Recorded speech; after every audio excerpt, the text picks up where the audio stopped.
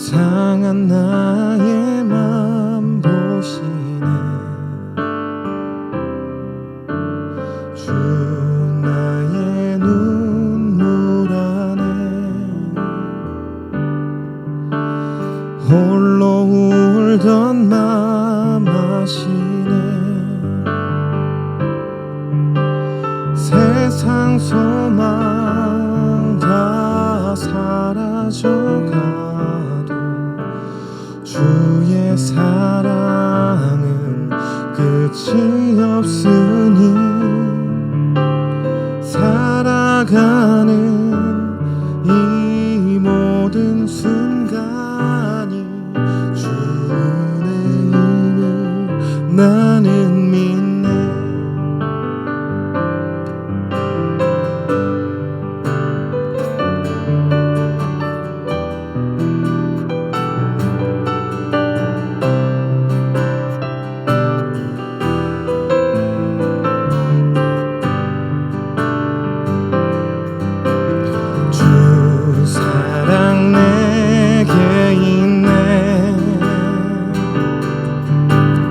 그 사랑이 날 채우네. 주 은혜 내게 있네. 그 은혜로 날 채우네. 세상 소망 다 사라져가도 사랑은 끝이 없으니 살아가는 이 모든 순간이 주 은혜임을 나는 믿네. 세상 소망 다 사라져가도 사랑은 끝이 없으니 살아가는 이 모든 순간이 주 은혜임을 나는 믿네. 살아가는 이 모든 순간이 나는 믿네. 살아가는 이 모든 순간이 주 은혜임을 나는 믿네.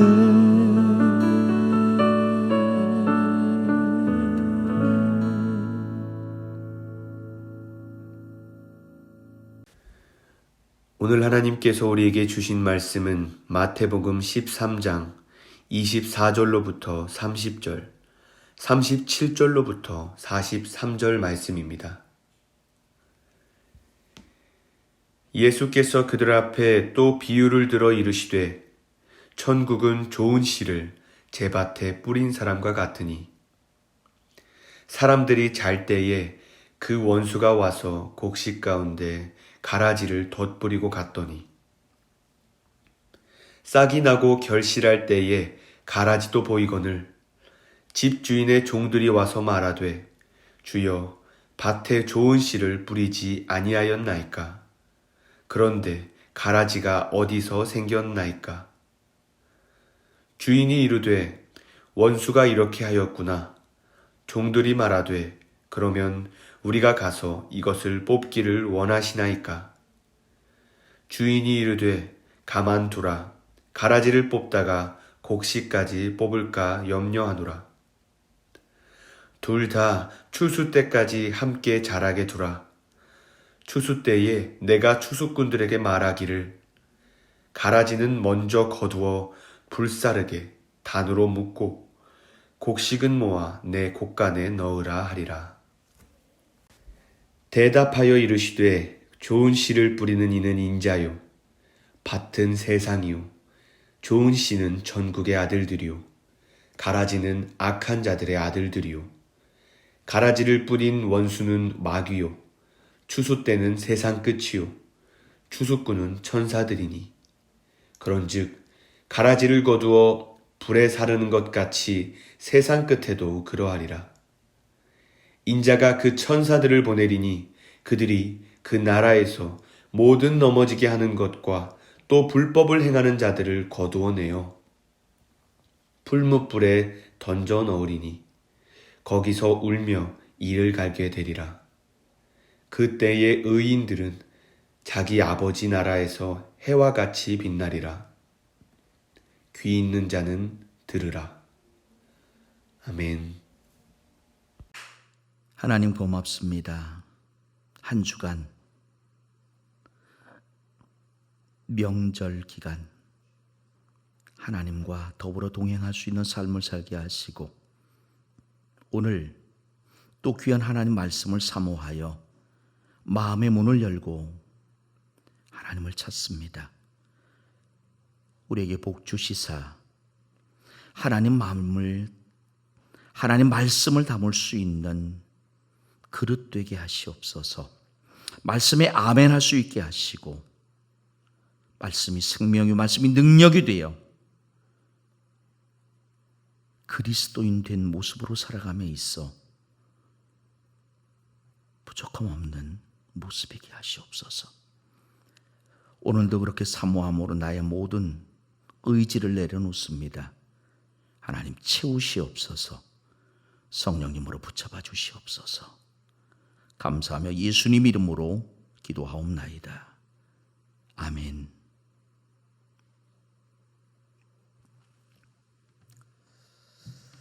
할렐루야. 오늘도 말씀을 듣는 여러분들 가운데 하나님의 붙잡아 주시는 은혜와 평강이 있기를 축복합니다. 지난 시간 마태복음 13장 오늘 이 본문의 말씀을 가지고 끝이 좋을 수밖에 없는 그리스도인 그 모습 한번 같이 생각해 보았습니다. 지난 시간을 곡식된 그리스도인의 모습에서 말씀을 나누었다면 오늘은 가라지의 시선으로 한번 말씀을 접근해 보려고 합니다. 구약의 마지막 책인 말라기 그리고 신약의 첫 책인 마태복음 사이에 약 400년 정도의 기간이 있습니다. 성경학자들은 이 시대를 신구약 중간시대라 이렇게 말합니다. 안타까운 것은 성경 어느 곳에서도 이 시대에 대해서 자세하게 말해주는 부분이 없습니다. 그러다 보니까 이 시기가 어둠의 시대요, 밤의 시대가 되고 말았습니다. 그래서 성경은 이 시대를 밤으로 표현하기도 하고요. 또 성경학자들은 신구약 중간시대, 또 다른 말로는 암흑시대라 그렇게 부르기도 합니다. 하나님이 빛 대신 말씀을 세상에 세우신 이들을 통해서 선포하셨어요. 그러니까 선지자들을 통해서 세상에 빛이 비춰지게 되었는데 그 선지자들이 사라졌어요. 하나님의 빛 대신 말씀 또한 사라졌습니다. 그럼 우리는 한번 이렇게 생각해 볼 필요도 있을 것 같습니다. 이 400년이라고 하는 기간 하나님의 빛을 비춰줄 사람들이 정말 없었을까? 예수님 시대의 대표적인 종교인들이 있죠. 그 대표적인 사람이 바리새인입니다. 예수님 당시 이스라엘의 인구가 약 200만 명 정도였다고 합니다. 그중 순수한 유대인들이 한 50만 명에서 60만 명 정도였고요. 바리새인들이 그 중에 한 5천 명에서 6천 명 정도 되었다고 합니다. 바리새인이라고 하는 뜻은 분리된 자라고 하는 말이에요. 저들은 율법에서 어긋난 일은 하지 않으려고 애썼던 사람이에요. 그래서 율법에서 멀어지지 않으려고 정말 애썼던 사람들이에요. 그니 당연히 율법주의자들이죠. 그렇게 하나님을 경외시합니다. 당연히 하나님께 주신 말씀 또한 중요하게 생각할 수밖에 없습니다. 그 율법을 지켜 행합니다. 그래서 사람들로부터 일경 존경도 받습니다만 너무 말씀에 집중하고 그 말씀을 지키려다 보니 때로 말씀의 의미보다는 사람들 앞에 드러내 보이는 외식적인 신앙의 모습도 사람들 앞에 드러냅니다. 신앙의 변질이 이 바리새인들에게 있었던 것이에요. 얼마나 이러한 변질된 신앙을 이들이 가지고 있었던지 장로들의 유전 그 신앙 전통을 하나님 말씀처럼 생각할 정도였어요. 그런가 하면 사두개인들이 있습니다. 제사장의 후손이에요. 성전을 맡아 관리하던 사람입니다. 이들은 내세를 인정하지 않았기 때문에 천국 소망 또한 없었습니다. 천사와 사탄도 인정하지 않았고 오직 모세 오경만 인정하는 그런 현실주의자들이 사두개인이었어요. 그리고 서기관들이 있습니다. 네, 서기관들은 부르는 것을 받아 쓰는 사람들이었습니다. 보수를 받지 않고 선생 노릇을 했기 때문에 사람들로부터 존경을 받았습니다. 이들이 만들어 놓은 계율 중에는 248개의 해도 좋다고 하는 계명과 365개의 하면 안 된다라고 하는 계명이 있었습니다. 예수님 당시의 대표적인 종교인 바리새인들은 믿음과 율법 중에서 율법을 택한 사람들이었습니다.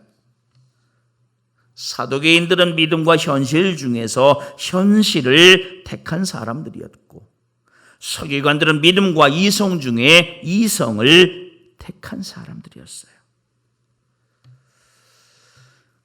예수님이 십자가에 못 박히실 때의 세계에 모세에 박히셨습니다. 그래서 어떤 성경학자들은 그 세계의 모세의 의미를 하나는 형식주의자들이었던 바리새인들을 향한 못, 또 하나는 현실주의자들이었던 사두개인들의 못, 이성적이고 인간적이었던 서기관들의 못으로 생각하기도 해요. 그들에 의해서 율법주의자, 형식주의자, 인본주의자들에 의해서 예수님이 십자가에 못 박혀 돌아가셨다는 거예요. 자, 오늘 다시 말씀을 보겠습니다. 예수님이 제자들과 바리새인들 또 거기 있는 사람들 앞에서 곡식과 가라지의 비유를 말씀하시고 있습니다. 지난 시간에 우리가 나름 말씀을 나누었기 때문에 오늘 전체 말씀 중 특별히 여러분 그 25절에 있는 말씀을 보십시오. 사람들이 잘 때에 그 원수가 와서 곡식 가운데 가라지를 덧뿌리고 갔다고 말해요. 여러분 여기에서 말하고 있는 이 사람들이 잘 때에 여러분 이때는 어떤 때일까요? 앞서 우리는 말씀을 시작하면서 말라기와 마태복음 사이에 400년 정도의 기간이 있다고 말씀드렸습니다. 그리고 그 시대가 암흑시대였다는 말씀을 드렸어요. 하나님의 말씀이 공식적으로 선포되지 않은 그런 시대였단 말입니다. 그러니까 예수님의 비유를 제대로 이해하기 위해서는 반드시 이 시대를 이해해야만 해요. 이 암흑시대를 제대로 이해해야 예수님께서 말씀하시고 있는 그 비유를 제대로 바르게 해석할 수 있어요. 그렇지 않으면 귀가 있어도 듣지 못하고 눈이 있어도 보지 못하는 그런 잘못된 해석을 할 수도 있게 되기 때문입니다. 다시 말합니다. 그렇다면 25절에서 말씀하고 있는 사람들이 잔다고 하는 그때는 어떤 때를 말하는 것입니까? 바로 예수님 당시 말라기 이후 마태복음이 등장하기까지의 그 400년, 신구약 중간 400년 사이로 선지자가 사라졌던 때를 말해요. 곡식은 예수님의 비유에서는 유대인이었습니다. 선지자들이 사라졌어요. 유대인 가운데에 가라지가 생겼어요. 그렇다면 가라지가 누구겠습니까? 당시 종교인인 바리새인, 사두개인, 서기관이죠. 암흑시대에 이들이 생겼다는 것이에요. 왜 예수님은 비유로 이들을 가리켜 곡식이 아닌 가라지라 이렇게 말하고 계십니까? 이들에게 예수님이 없어요. 이들에게 믿음이 없어요.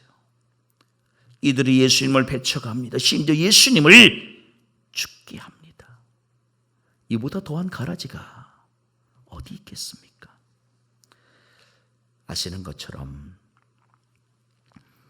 이스라엘 시대 로마의 법에는 다른 사람의 그 곡식을 뿌려놓은 그 밭에 잡초를, 가라지를 뿌려놓고 해를 주는 이들을 향한 법이 있었다고 그랬어요. 징계하고 징벌하는 법이. 이스라엘 시대에 어떤 사람이 원수를 갚으려는 방법으로 상대방 밭에 뿌려놓은 곡식의 그 씨와 비슷한 잡초를 뿌려놓고 해를 주는 이들이 있었다는 겁니다.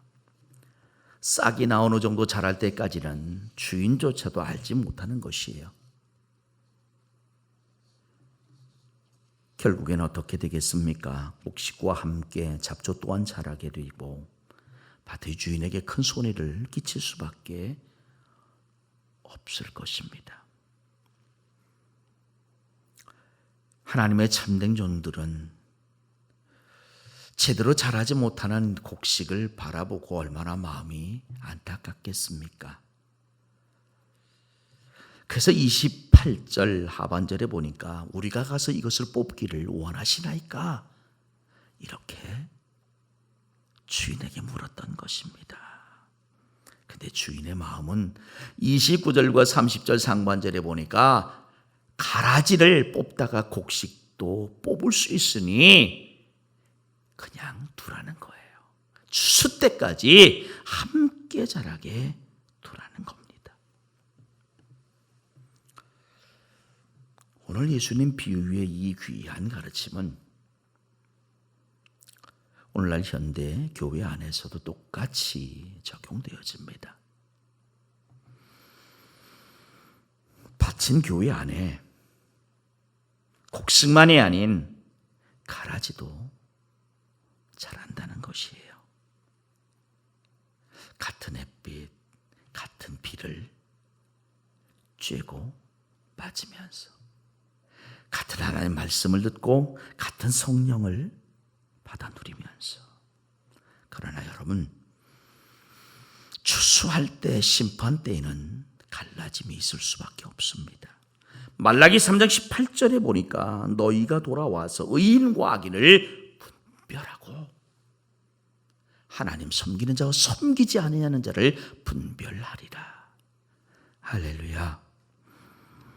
예수님은 천사들을 통해서 세상 끝날 가라지를 단으로 묶고 불에 던져 태우시겠다고 말씀하시고 계세요. 그럼 이들이 누굽니까? 41절과 42절에 있는 말씀을 보십시오. 그들이 그 나라에서 모든 넘어지게 하는 것과 또 불법을 행하는 자들을 거두어 드릴 것이다라고 말해요. 그리고 풀무불에 던져 넣을 것이다라고 말씀합니다. 넘어지게 하는 자들과 불법을 행하는 자들이 누구였습니까? 좋은 믿음, 존경받을 만한 믿음으로 위장했던 바리새인, 사두개인, 서기관들이었어요. 예수님은 그들을 향해서 너희들이 가라지다 이렇게 말씀하고 계세요. 그리고 곡식은 하늘 곳간에, 가라지는 묵고 불에 태우시겠다고 말씀하고 있어요. 바른 신앙, 제대로 된 믿음. 오늘도 곡식과 가라지가 거룩한 교회 안에 섞여 있는 형태로 자라고 있습니다. 그러나 끝날에는 하나님은 반드시 그것들을 구분하여 분리해 내실 것입니다. 하늘 상급을 받는 이들이 있는가 하면 푸른 불에서 울며 이를 가는 이들 또한 있게 될 것입니다. 바리새인, 사두개인, 서기관, 믿음과 율법에서 율법을 택합니다. 믿음과 현실에서 현실을 택합니다. 믿음과 이성에서 이성을 택합니다. 오늘 우리는 율법이 우선이 아니고 현실이 우선이 아니고 이성이 우선이 아닌 믿음이 우선인 삶, 그런 삶이 있기를 사모하시길